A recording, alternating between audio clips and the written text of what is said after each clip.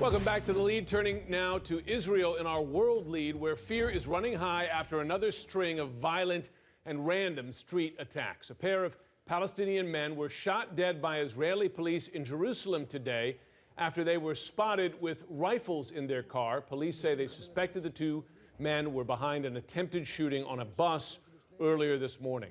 All this as we're learning new details about the American graduate student and U.S. military veteran Taylor Force, stabbed to death by a Palestinian terrorist outside Tel Aviv on Tuesday. CNN's Oren Lieberman has more. 28-year-old Taylor Force, a West Point graduate, an Army veteran who served in Iraq and Afghanistan, killed on a night out near Tel Aviv in a stabbing rampage. Force grew up in Lubbock, Texas, an Eagle Scout and a graduate student at Vanderbilt University studying business. The university says he was in Israel studying global entrepreneurship. Force's death occurring a short distance from where Vice President Joe Biden was in a meeting. Biden's wife and grandchildren eating dinner on the beach near the attack as it was happening. Biden, meeting with Israeli Prime Minister Benjamin Netanyahu Wednesday morning, called the attack an act of terror.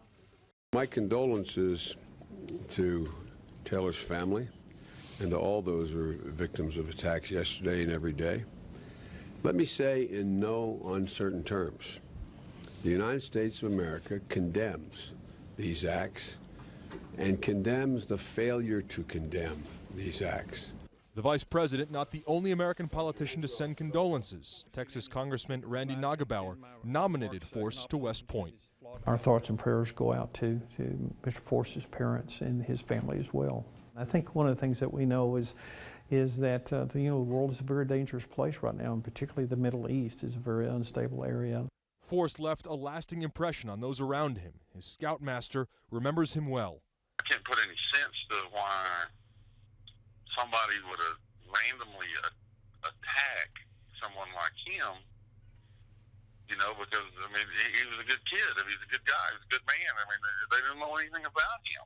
Force was a tourist in Israel, learning about the country's high-tech industry.